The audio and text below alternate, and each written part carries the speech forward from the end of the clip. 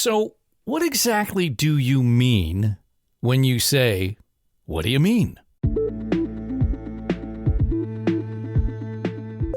I do not understand this. This really confuses me. What's that supposed to mean? Literally. What's that supposed to mean? What's that supposed to mean? I don't know what you're talking about. What are you talking about? What's that supposed to mean? Cultural anthropologist Ujwal R. Kalgood and Motive-Based president Jason Partridge will tell you that perception and meaning are the primary pressure points that shape and create the world we live in. Inconceivable! You keep using that word. Let's explore why meaning matters. I don't think it means what you think it means. Now, here's your host, Aaron Trafford. So we are answering all of the pressing questions we didn't know we had, or at least I didn't know I had. And the most important one of which is why meaning matters. So if you're just tuning into our show, first of all, welcome. Thank you for stopping in. Thank you for giving us some of your time. And I want to let you know we're smack in the middle of a little mini episode arc here where we're looking at the relevance and the meaning around gender, and specifically why it matters to organizations to be aware of gender, of the changing nature of gender, of how culturally it's affecting decision making, and how at the individual level, we're really interpreting gender in a different way than we did 10, 20 years ago. So today, what I want to pull on is this concept of feminism and femininity, because you can't really talk about gender without talking about what I've referred to as the rise of the new feminism. And the thing is that I feel like, and I don't know, Jason and Ujwal, if you feel this way, is that feminism has always kind of been pegged as a bit of a wedge issue. It's an F word, right? But I think when we take the politics out of it, when we remove, the tenets of the definition of what it is to be a feminist, there is a level of awareness that we need to have around it, especially CTOs, CMOs, people who are messaging for big brands. So how can, Ujwal, we were chatting about this earlier, how can our CTOs and CMOs at the C-suite level be looking at feminism from a way that makes it relevant to what they do? Yeah, and it actually goes back to the previous episode too, where we talked about gender, because one of the things that we see consumers talk about, at least in terms of their own changing expectations, is the need to develop a new language where we talk about gender, right? Because still today, a lot of the conversation about gender, even when we talk about being on the spectrum of gender, is still talked about with the left end being feminine traits and the right end being masculine traits, right? So there's still a binary equation in there, with the left end, the right end, making up the edges. And I think what consumers now desire is the evolution of this language. And brands certainly need to be part of that, right? So whether they're, for example, thinking about, let's take retailers as an example. They all do a lot of promotions around pregnancy, right? And there are all these cultural events like the gender reveal party that has been a huge part of how retailers go to market in order to, obviously make more money in specific moments in time in people's lives. So how do they re-examine the role of the gender reveal party, starting with the traditional colors that are used to denote the gender, to even the fact that you need some sort of a gender reveal party? We've seen some interesting examples of people talk about, I haven't seen this in market yet, but we've certainly had interesting conversations with clients where people talk about actually reframing that completely. And instead of being a gender reveal party, it's more of a celebration party where it's actually a discussion about not caring about the gender itself and more about being happy about bringing a person into the world, right? And so they're still finding ways to make money, but by changing the language around this. So I think this is what's interesting. And as speaking from the perspective of brands, we don't have to wait until consumers force us to change our language. Let's be part of the narrative as it's evolving and changing. I think that's the key hook here. I hate gender reveal parties. Am I allowed to even take that stand right here on this show? Oh, I think just so. think they're I think silly, you can. silly, silly. My gender reveal was a text message to my mom and my dad. Like, that's what it was. I was like, oh, it's a girl again. There you go. But Well, I can take a stance and say in general I hate parties, but that's Right. a whole other conversation. But I think the gender reveal thing is a really important, it's just a key kind of significant thing, because that wasn't a thing 10 years ago. That has taken up space in the retail environment. And I think it really lends itself to the fact that the way we look at maternity and motherhood is changing. Yeah, absolutely. I mean, there's definitely some interesting pieces to get into here. I'll start with one, which is health. So, we often get asked the question, coming back to the F word, the feminism word, we often get asked the question, isn't that a, political topic? How is that relevant to my brand or my organization? And this is a very tangible example of how it's relevant.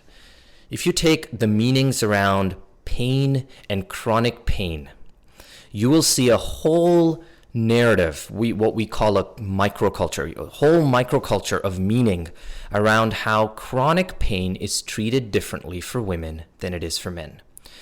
And one of the reasons for this is that women are culturally expected to live with pain, literally because they're going through it every month, but also because they're going through it every month, there's an expectation that pain is part of the livelihood of a woman, which isn't in the same way for a man. And subconsciously, this has trickled into how doctors treat us, how various healthcare practitioners on the continuum of care treat us as we go into dealing with health issues. And this is one of many other very tangible translations of feminism into the world of business and marketing and actual product and service delivery. I also think that it's really interesting that, the F word is feminism and that the F word isn't fairness. And this is something that's like really fascinating, because at the end of the day, if you think about how loaded a term can be, I don't know if there is as loaded a term around feminism. And the challenge here is that as we think about it, the things that it should mean to people, things like equity, things like an even playing field, things like being able to have the expectation that you're going to be treated the same as somebody across the table from you, even no matter what their gender is. Those things are not completely crazy, but at the same time, the word is not capturing that. It's not owning that. And what we're now starting to see is that is the shift that is starting to take place. That is the expectation or the demand that is not just coming from women, it's coming from men as well. It really is coming from, again, dare I say, this enlightenment that we need to go beyond an individual word to really understand what it means and get to a place where we can find that connective tissue that's making things better for people, whether or not that's, people that are buying our things or whether or not that's people in our organization.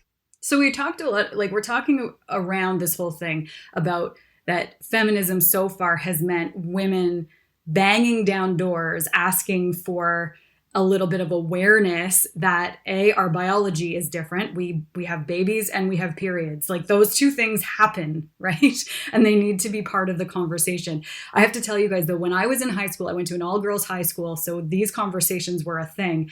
And one of my favorite teachers said to me one day when we were talking about feminism, she said, feminism is wanting to be and being proud of being Ginger Rogers. Right? Because Ginger did everything Fred Astaire did backwards and in high heels. And that stuck with me. But now I think, 25 years later, that's an unacceptable definition. I think that's what we're saying. We don't want to be Ginger anymore. Yeah. I mean, without getting into, I got to be very careful here.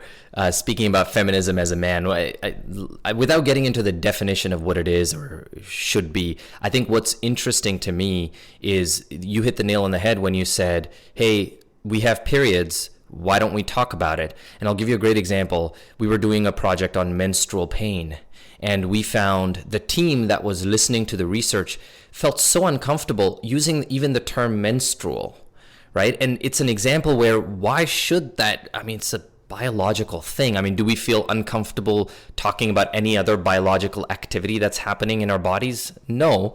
So why should this be something that's uncomfortable? So that's one area where feminism plays a role. The other area is, and this is kind of, I kind of feel sad when I think about this, but this is the reality, is we found when we were studying this culture, a lot of the meanings revolved around how women feel the need to legitimize their pain around their periods, because if they can't legitimize it by linking it to some other broader underlying cause, then they feel like they don't deserve to get the help for it. That learning is so significant.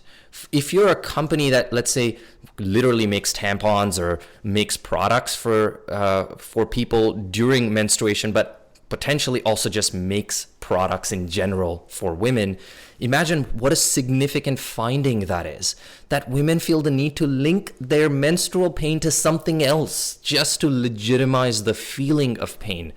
And I was telling my wife this, and she was kind of smiling as I was telling her, because in her mind, this is sort of the education journey that I'm going on just through the work I do, right? As a man experiencing this. But I think that's part of why we like this type of work. I also think it's really interesting because it's where culture is going. When I started working in advertising, I remembered working on a CPG brand.